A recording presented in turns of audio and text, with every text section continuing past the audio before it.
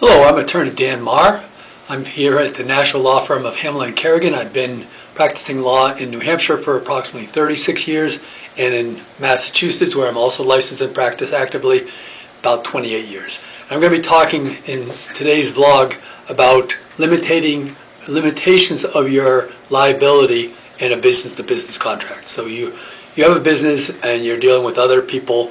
Maybe you're a vendor providing products, or you're providing services to somebody else, or you might be in the situation of you're the recipient of this. And I'm going to be talking about limitation of liability damage provisions in contracts that can limit either side's exposure to liability.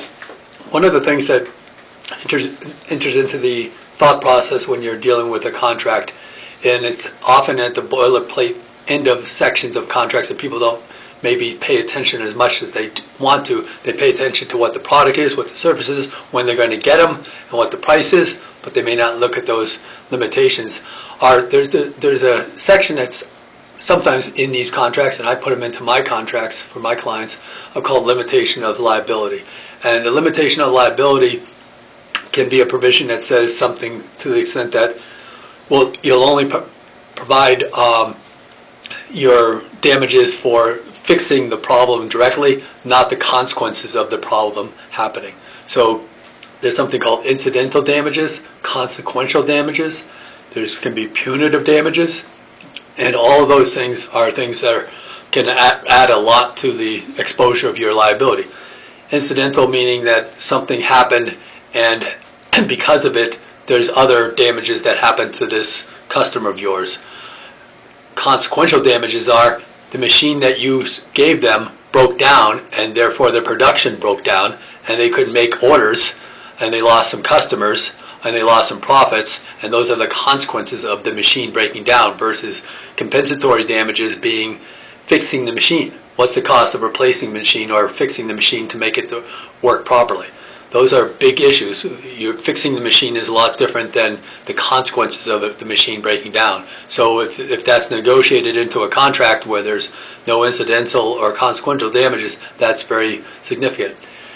Punitive damages are meant to punish. In New Hampshire, we don't really have punitive damages, but we have something called enhanced compensatory damages. But you can put it into a contract provisions as the consequences of damages that could really amount to a punishment for breaking the contract. And if you do that, particularly in a business-to-business contract, then your exposure is large. If you say right in the contract that there's no incidental, consequential, or punitive damages, in that situation, your damages are limited quite a bit. Warranties are a big issue to consider when you're dealing with these business-to-business contracts. Generally in New Hampshire, if you're providing a product, there's a warranty of merchantability, where this is doing what it's supposed to be doing in general. The normal thing, if you're making a machine that is producing widgets, it's supposed to be producing widgets, and that's merchantability. Basically, it does what it's supposed to be doing.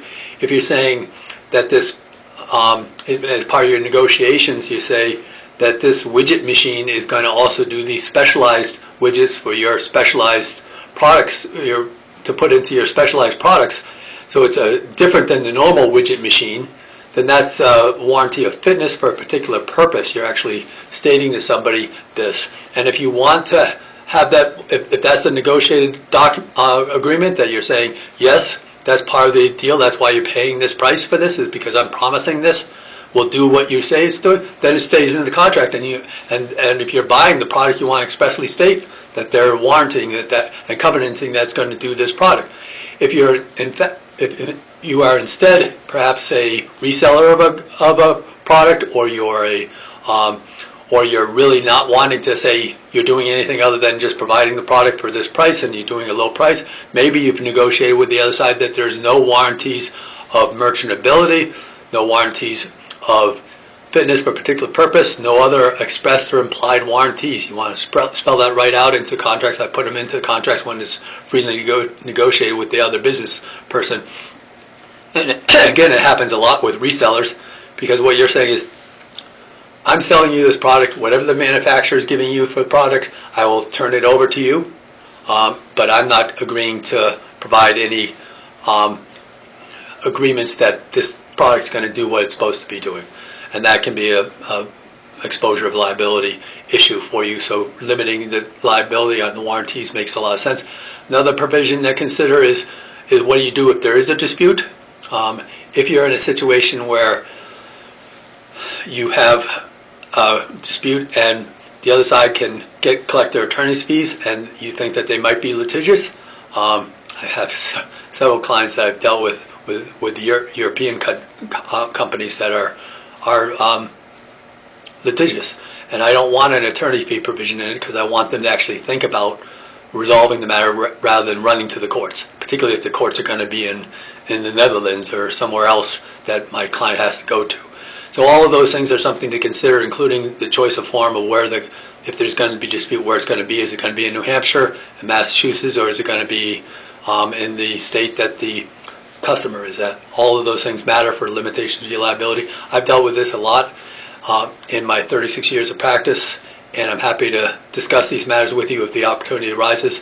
I'm at 603-883-5501, 603-883-5501, or check out our website, nationallaw.com, nationallaw.com, and my blogs weekly blogs are there, and I'm happy to help if the opportunity arises. Thank you.